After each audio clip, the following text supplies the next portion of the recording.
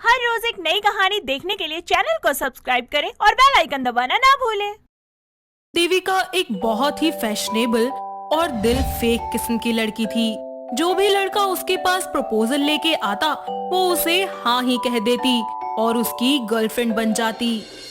कुछ दिनों तक उसके साथ घूम फिरकर उससे ब्रेकअप कर लिया करती और सबकी नजरों में एक सीधी शरीफ लड़की बनकर रहा करती थी।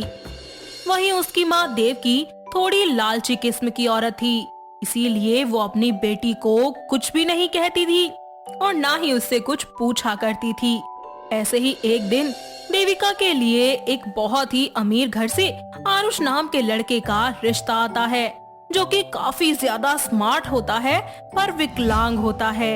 आरुष की माँ जानवी देविका को देखने के लिए अपने छोटे बेटे आर्यन के साथ उनके घर जाती है, जहाँ उसकी माँ देवकी उनसे बोलती है, अरे बहन जी, आप आरुष को लेकर नहीं आई? वो मैंने सोचा कि मैं पहले आपको आरुष के बारे में बता दूं, उसके बाद ही मैं आपको आरुष से मिलवाऊं। हाँ हाँ बहन जी, बताइए ना, क्या बताना है? वो बहन जी, हमारा आरुष चल नहीं सकता। वो क्या है ना, उसका एक कार एक्सीडेंट में। पर आप चिंता मत कीजिए बहन जी, मैं आपकी बेटी को अपनी बेटी की तरह रखूंगी। अरे मैं कैसे मान लूं बहन जी? एक तो आपका बेटा विकलांग है, ऊपर से मेरी बेटी खुश कैसे रहेगी उसके साथ? जानवी आरुष और देविका के रिश्ते के लिए देवकी को मनाती है और उनसे कहती है, आप शादी की भी चिंता मत कीजिएगा, जो भी होगा सब हमारी तरफ से होगा। आप बस अपनी बेटी को एक जोड़े में मेरे बेटे के साथ विदा कर दीजिए। हमें सिर्फ एक अच्छी और संस्कारी लड़की चाहिए आरुष के लिए।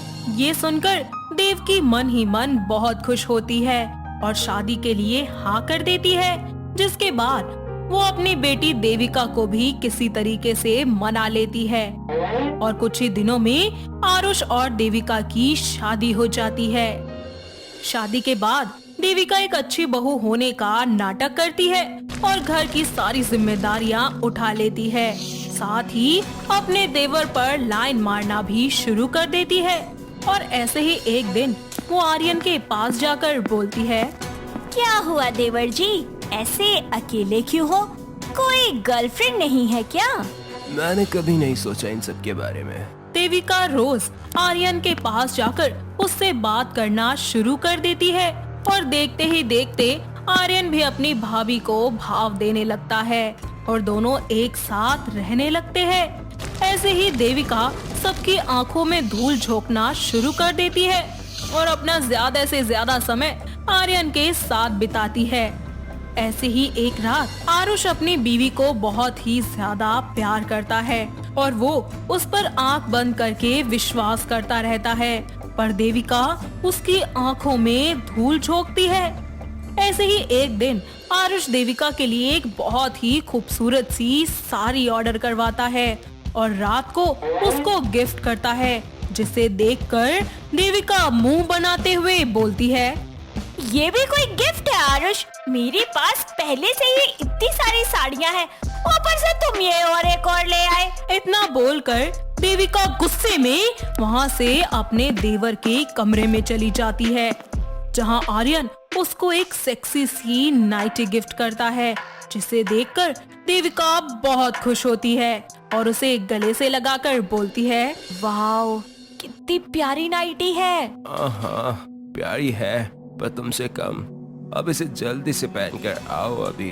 देविका वो नाइटी पहन कर आती है, जिसमें वो बेहद ही सेक्सी लग रही होती है। दोनों एक दूसरे को बाहों में भरकर बातें करने लगते हैं कि तभी जानवी पानी लेने के लिए आर्यन के कमरे से होकर जाती है, जहां उसे उन दोनों के हंसने की आवाज आती है और वो आर्यन से कहती है, बेटा तू अभी तक सोया नहीं और बहू अभी तक तेरे कमरे में क्या कर रही है?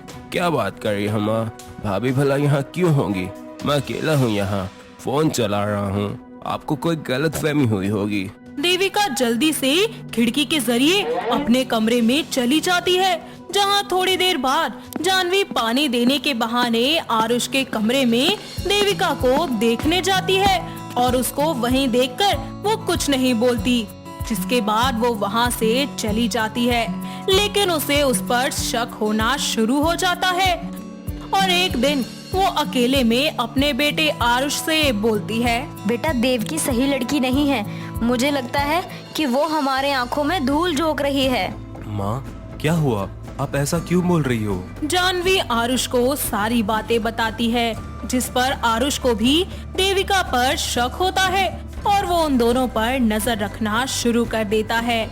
ऐसे ही एक दिन वो अपने भाई और बीवी को एक दूसरे की बाहों में बाहें डाले देख लेता है, पर देविका की खुशी के लिए वो कुछ नहीं कहता और वहाँ से चला जाता है। तो वहीं दूसरी ओर देविका आर्यन के फोन में एक दूसरी लड़की की चैट पढ़ लेती है, जिसमें आर्यन उस लड़की को ब्लैकमेल कर रहा होता है और उसके सामने आर्यन की सारी सच्चाई आ जाती है, जिस पर वो बोलती है, आर्यन, तुम कितने गिरे हुए इंसान हो। मैंने कभी सपने में भी नहीं सोचा था कि तुम किसी लड़की को ब्लैकमेल भी कर सकते हो।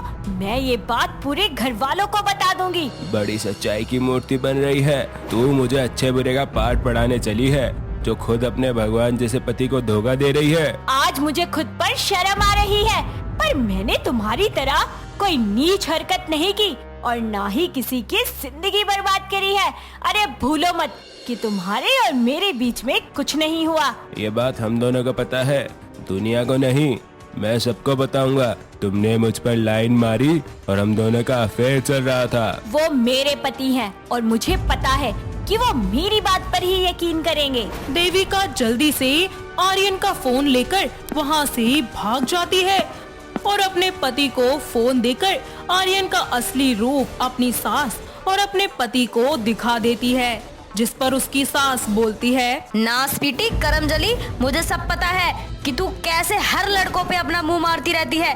तूने ही कुछ किया होगा और नाम मेरे बेटे पे लगा रही है। मैं सच बोल रही हूँ। आर्यन जैसा दिखता है वैसा बिल्कुल भी नहीं है। हाँ, मेरी गलती थी कि मैं उसके करीब गई, लेकिन मुझे मेरी गलतियों का एहसास है। मैं आपकी जिंदगी से बहुत दूर चली जाऊंगी, पर आर्यन को सजा जरूर मिलनी चाहिए।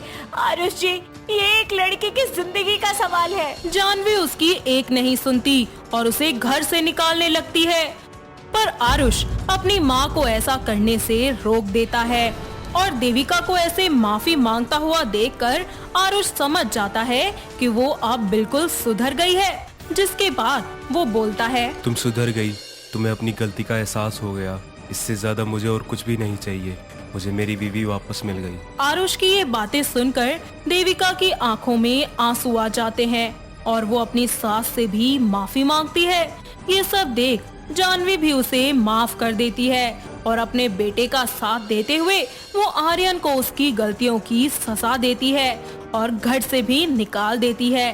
अब देविका भी सच्चे दिल से अपने पति को अपना लेती है और दिन रात उसकी सेवा करती है। आरुष देखते ही देखते बिल्कुल ठीक हो जाता है और वो चलने भी लगता है, जिसके बाद सभी लोग मिलकर एक साथ खुशी खुशी अपनी जिंदगी में आगे बढ़ते हैं। दोस्तों, अगर आपको ये कहानी पसंद आई तो इसे लाइक करें, शेयर करें और कमेंट करके बताएं कि कहानी में आपको सबसे अच्छा क्या लगा।